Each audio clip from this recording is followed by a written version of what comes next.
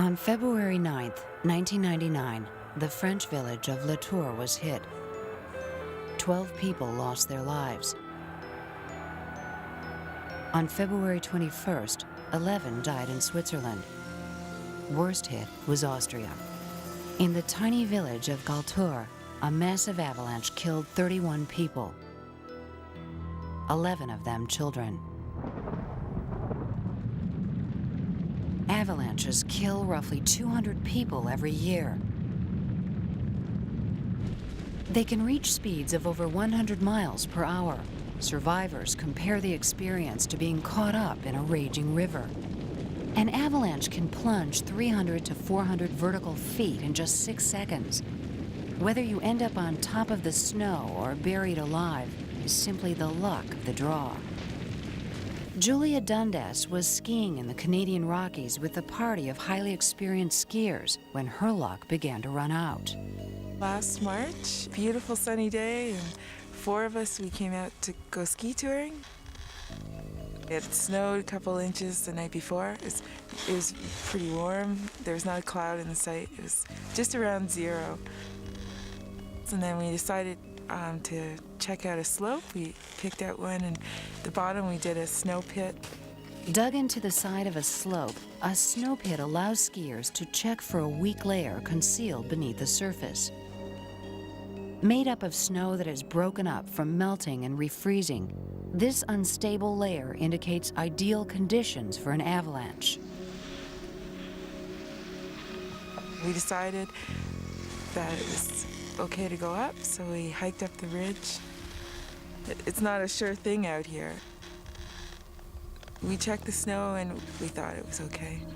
What they did not see was a weak layer even deeper beneath the surface, a deadly trap their shallow snow pit did not reveal. Well, I came down first, and I was waiting over on the side for my friends to come down, and the second person came down and seemed fine.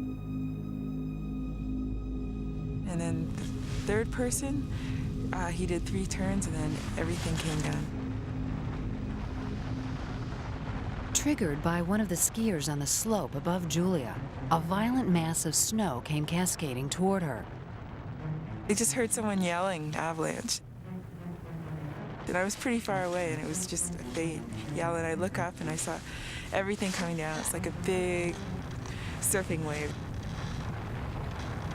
So I tried to traverse out, and I didn't get out fast enough. So it just took me by surprise, just so fast, and it's so much force. Julia was hit by tons of crushing snow traveling at nearly 80 miles per hour.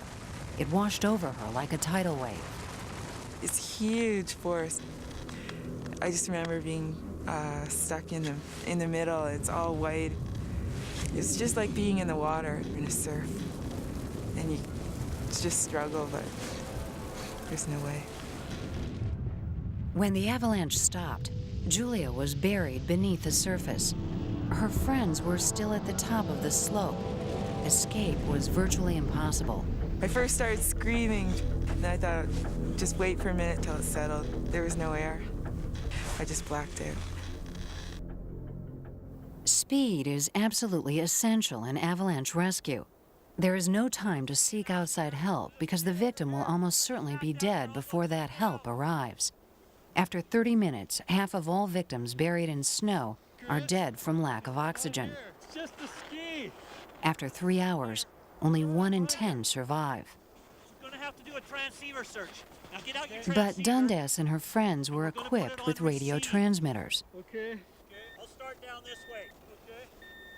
Most experienced skiers and hikers carry them. They normally transmit a weak radio signal. After an avalanche, the searchers can switch them over to receive the signal from the beacon of anyone buried in the snow. I'm not getting anything, Chris. The search is slow and methodical, and the victim may be dying, buried just yards away from rescuers and perhaps only a foot below the surface. My legs were all twisted, and I remember my one arm was caught underneath me, but I had my one arm up above. So can you try probing in here? Feel in there?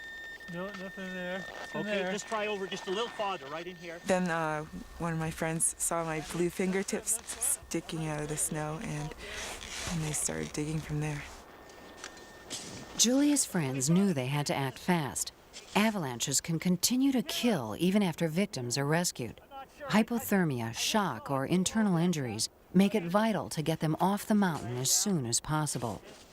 I just remember looking up and felt like I was in a big pit 200 meters down, and I was yelling at them like, help me, help me. But I didn't think they could hear me. And then it's like I came through, and there I was. They were slapping me on the face, getting me back. Julia was lucky. She made it out with only minor injuries, but she was also prepared, and ultimately, that is what saved her life. The best way to avoid an avalanche is to know where they're most likely to strike. Understanding how snow crystals form helps in predicting when and where an avalanche might occur. Evaluating the chances of an avalanche takes skill and experience, even with modern technology. For forecasters, that means physically seeing what is happening in the snowpack. The basic method is to go out to a slope where there is a risk of an avalanche and dig a pit with smooth vertical walls in the snow. The layers in the snowpack reveal a great deal. 29. To the untrained eye, the wall may look like a mass of snow, but these experts see something different. It's a crust there to 30. They can easily distinguish the different layers and how strong or weak they are.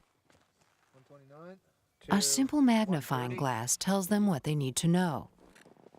They examine what kind of snow crystals make up each layer. Mixed forms, facets going to The round. crystal is a strong indicator of the snow's strength. Hey Rob, I'm going to isolate the column to just below that crust. Okay, crust is The next test is to see how well one layer is bonded to another. They isolate a column of snow and use a shovel to lever the snow away. The column breaks at the weakest layer. moderate on the crust. The experts interpret the results and decide just where the danger areas are. Their skill can mean the difference between life and death.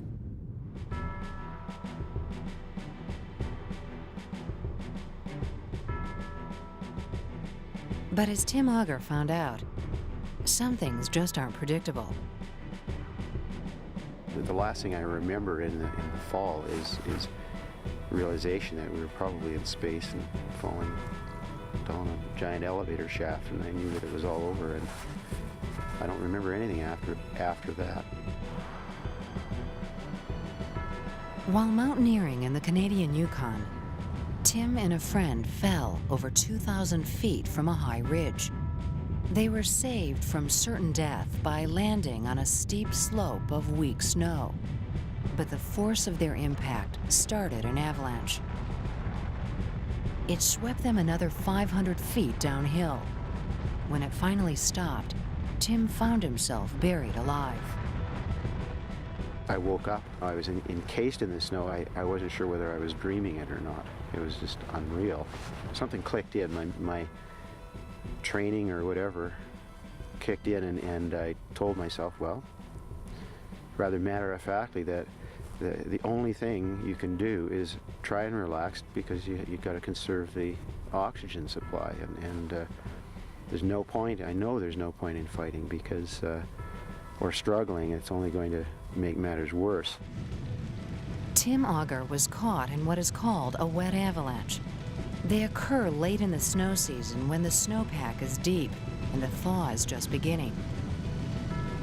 Sometimes in these wet avalanches, the snow can flow like water. And although they move slowly, their weight is deadly. The snow was very heavy, so that I felt like I was in a snug-fitting body armor. Sealed in a chamber of wet ice and snow, Tim drifted in and out of consciousness. When I first woke up and realized that I was inside the snow, What I first noticed in that case was that there was a tiny, tiny little space all around me. Although buried in shallow snow, it would have been impossible for Tim to free himself without help. Luckily, Tim and his partner were also prepared that day. Equipped with radio transmitters, Tim's friend was able to find him in time. Unless you're a fraction of an inch from the surface, there's no chance of you actually breaking loose in the snow. That goes for quite soft snow too. I mean, if you're 2 inches down under the snow and your arms and legs are completely covered, there's almost no way that you can move. And if you're any distance down there, you can't move a fraction of an inch. Victims caught in an avalanche only move so long as the snow is moving. Avalanches stop in a matter of seconds. They don't slow down gradually. Once the leading edge is halted, the snow behind packs in, much the way snow is compacted by a snowplow. This compression changes the way snow crystals bond to each other. Losing 40% of its air, the snow becomes very dense, burying all in its path from trees to people. For the citizens of the towns and villages of the Swiss Alps, the avalanche is no stranger. Ever since a killer slide claimed nearly 100 lives in 1951, the town of Davos has been at the forefront of avalanche protection. On the slopes above the town, fences have been built in the avalanche starting zones, which prevent large areas of uninterrupted snowpack from becoming unstable. There are also massive deflection mounds and a catching dam designed to break up an avalanche's flow and prevent it from reaching the houses below. Here in Bear Pass in the Canadian Rockies, the solution is a 105mm recoilless gun. Bridge clear. Bridge loaded. Ready to fire. Fire.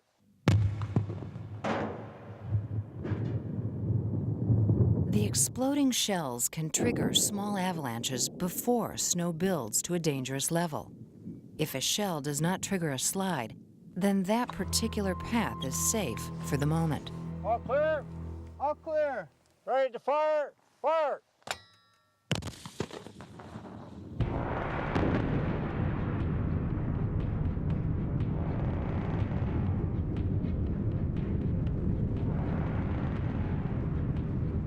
A slide of this size was a disaster waiting to happen, but using the gun allowed forecasters to choose the timing. The work of protecting the public from the danger of avalanches is unending. Our best efforts and our most powerful technologies can barely keep the threat at bay. Sometimes they fail altogether. Everybody who's involved in the avalanche safety business always ends up saying that this isn't a science, really, is it? There's just so many variables that can't be controlled, that can't be understood. They're beautiful. They really are. They're just a beautiful force of nature to watch. They're awesome. But I also know that you know, the destructiveness of them.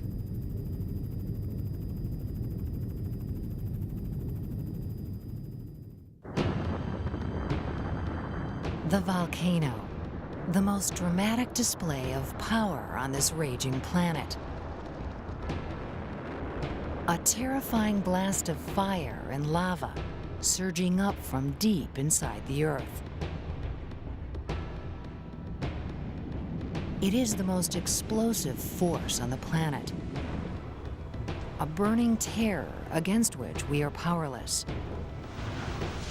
For the millions of people who live within the shadow of these giants, it's like sitting atop a powder keg, never knowing when and if it will explode.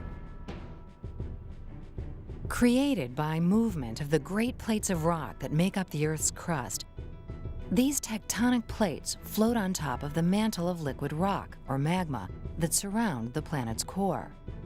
The plates move as the intense heat inside the Earth creates giant convection currents that shift and break up the thin solid crust. Around the world, there are at least 1,500 active volcanoes. Whenever one threatens to erupt, scientists flock to the site to study for themselves nature's greatest display of force. It is a dangerous place to be, but for volcanologist Stan Williams, it is impossible to stay away. I'm a volcanologist, and that means, to me, I want to study active volcanoes. Galeras is a volcano in southern Colombia, which is historically the most active volcano of the area. And Galeras was ideal. We caught it in the very beginning of it becoming more and more active. Towering over the Colombian city of Pasto, the Galeras volcano had been dormant for decades. But there were signs Galeras was waking up. It showed more gas. It shook the ground. People could hear noises and feel the ground shaking. And we went in there, and surely it was back to being active.